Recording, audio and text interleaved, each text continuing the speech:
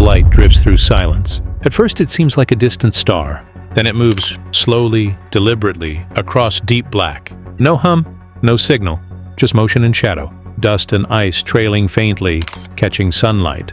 Between constellations in the dim glow it slides. This is not a known comet. It is not bound to our sun. It arrived from the void between stars. Astronomers named it 3IATLAS, the third interstellar object ever seen. We ask, when will it turn on? When will its hidden chemistry wake? How will it reveal secrets of alien systems? This journey through our solar system could change what we know. Through fading silence, 3IATLAS glides inward, and in its wake lie questions older than Earth itself. The story that follows is part chase, part revelation. It is the tale of activation, of outgassing, of light, of interstellar memory. From distant origin to spectral dawn, we watch it awaken. Interstellar visitors are rare. Before 3IATLAS, astronomers had unambiguously confirmed only two: Oumuamua in 2017 and 2I Borisov in 2019. Oumuamua was enigmatic, shaped like a cigar, no clear gas emissions. Borisov was more comet-like, a faint tail, gas signatures, icy dust. These visitors offered samples, glimpses, but little direct access. In 2025, on July 1st, telescopes in Chile's ATLAS survey detected a faint object. It lay roughly 3.5 AU from Earth, moving unusually fast. Initial observations could not clearly confirm whether it was asteroid or comet. Within days, follow-up images showed a faint coma, a fuzzy envelope of gas and dust.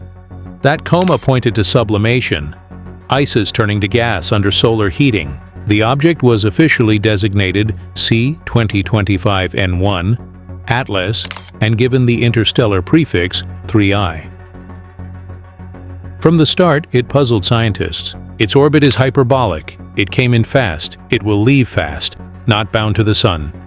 Even before perihelion, telescopes on Earth and in space tracked its evolution. Hubble imaged its coma, showing a teardrop shape and dust streaming off the nucleus.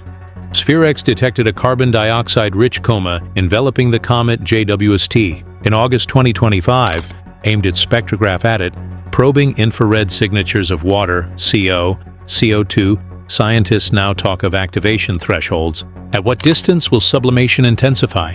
Which volatiles will dominate? Will 3IATLAS behave like comets we know, or surprise us entirely? The activation moment is the turning point, when the dark visitor begins to glow. Just after discovery, the comet looked faint, dusty, passive, but then came small bursts of brightening. By mid-July, Hubble's images showed a clear coma. Dust grains drifted outward, sunlight scattering off silicates and ice. The tail began to stretch away from the sun's direction. July 21st, Hubble captures the coma in fine detail. The nucleus lies hidden dim. Dust forms a faint wake. Stars blur behind. Scientists infer nucleus diameters from brightness and coma subtraction. Estimates range between 1.3 and 5.6 kilometers. As August arrives, JWST points its infrared eye. Its NARSPEC instrument stares at gases around the nucleus. Spectra show substantial CO2 emission. Water and CO signatures also present. That suggests a carbon dioxide-rich coma, more than typical comets. SPHEREx supports this. CO2 largely dominates, water is weaker, but then something curious emerges. Mini Revelation 1. Around mid-August, 3IATLAS began shedding water at rates far higher than expected, comparable to a fire hose releasing tens of kilograms per second. That was well beyond predictions. Comets at such distances normally rely on CO or CO2 first, not water. This suggests a volatile reservoir deeper than surface ice. By late August, the tail grows longer. On August 27th, Gemini South caught a vivid image, a glowing coma, a fanning tail stretching tens of thousands of kilometers. Dust particles streamed outward, small and large mixed. Sunlight filters through fine grains, the glow soft yet resolute. As September comes, spectroscopic surveys detect cyanide, CN, and nickel vapor in the coma. Nickel is rarely seen in comet outgassing. A mini reveal two metals in the coma. The presence of nickel hints at unusual composition or heated exposure of interior layers. Meanwhile, the comet brightens, though it remains faint to the naked eye. At 233 AU, the hydrogen cyanide production rate was measured. The cyanide cloud was asymmetric, elongated anti-sunward. The dust tail measured 50 arcseconds, approximately 100,000 kilometers on September 14th. As September deepens, the activation switch edges closer. Solar heating escalates. Inner volatiles begin to vaporize more rapidly. Scientists model non-gravitational acceleration, the push from outgassing. These tiny forces subtly shift the orbit, detectable through precise tracking. If outgassing pressures grow, the trajectory may deviate measurably. On October 3, 2025, 3IATLAS passes near Mars, about 193 AU away. ESA's Mars orbiters plan observations. Tracegas Orbiter's CASIS instrument tried to image the coma. Though detecting the nucleus was difficult, the extended atmosphere was mapped. As it nears perihelion, the comet will be hidden behind the Sun from Earth's view, solar conjunction. From October 1st to November 9th, its solar elongation shrinks. It virtually disappears from Earth telescopes. But other instruments, Mars orbiters, JWST, and space telescopes, remain poised. In March 2026, 3IATLAS will pass 0.358 AU from Jupiter. Some scientists propose redirecting NASA's Juno spacecraft to intercept if fuel and trajectory permit. Such a move would let in situ measurements capture gas, dust, and ion fluxes. But Juno's mission is fuel-limited and already committed, yet concept studies persist. Harvard's Avi Loeb and others suggest 3IATLAS might not be purely natural. They point to compositional anomalies, trajectory precision, and activation thresholds. But mainstream consensus holds the comet is natural. Extraordinary claims require extraordinary evidence, and no such evidence has emerged so far. As October deepens, 3IATLAS moves toward perihelion. Its activation is underway. Solar heating intensifies. Gas jets flare, dust accelerates outward. We hold our breath. Will it brighten dramatically? Will outbursts or fragmentation occur? What does activation mean, scientifically? It is the moment frozen ices transform. Thermal gradients penetrate, ices sublime, pressure drives dust outward. Volatile species reveal interior composition. We see primordial chemistry from another system. For 3IATLAS, the dominance of CO2 over water early on suggests prior heating. That means its system of origin may have warmed it long ago, baked, loosed of more volatile components. Yet when sunward again, water ice begins to contribute. This transition is the activation threshold.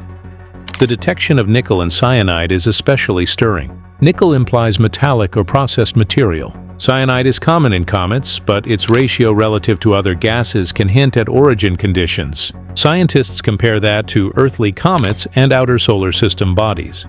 Non-gravitational accelerations are tiny, but measurable. If outgassing is strong, it can nudge the trajectory, a small but meaningful shift. Measuring that gives constraints on mass, gas flux, and jet orientation. Comparisons to Earth are helpful.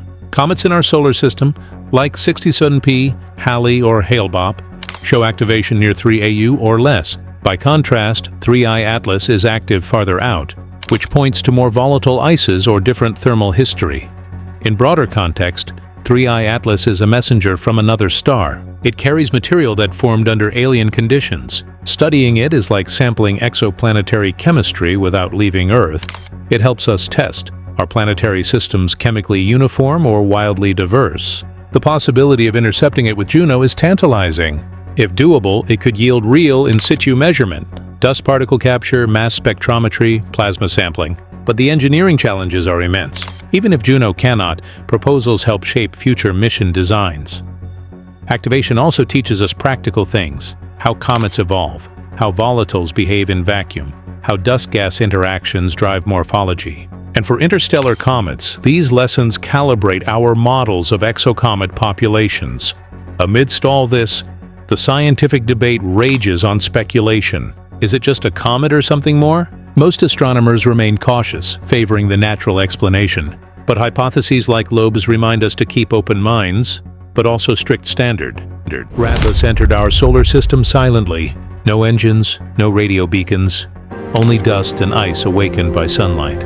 Its activation is subtle, unfolding like a cosmic hush broken by light. In that transition, across tens of millions of kilometers, lies its story. We watched it wake. We tracked gas, dust, metals, each clue a whisper from another star. We considered bold ideas but grounded ourselves in evidence. We weighed trajectories, compositions, thermal histories. Future missions may catch such visitors earlier. We may build dedicated interceptors. We may send spacecraft to rendezvous, not just fly by. Interstellar comets might become bridges between worlds. But for now, 3IATLAS is our transient guest. Its activation teaches us humility. It reminds us that space is not empty. It is threaded by relics of unseen worlds. In the silence after perihelion, as it recedes into interstellar space, we hold the memory of its glow. We hold fragments of another star's memory in spectra and motion. And we remember, in the endless dark, even a comet can speak of origin. As it departs, we wonder, what other travelers await discovery? What stories of formation, of planets, of chemistry lie hidden beyond our reach? One day, we may catch them before they brighten. Until then, we listen to the faint trail of 3IATLAS, a voice from afar, hitching a ride through our sun's domain. In the glow of interstellar dust, we glimpse our place, a pale dot orbiting one star among many. And we realize, activation is not just physics, it is awakening. The cosmos speaks, we strive to hear.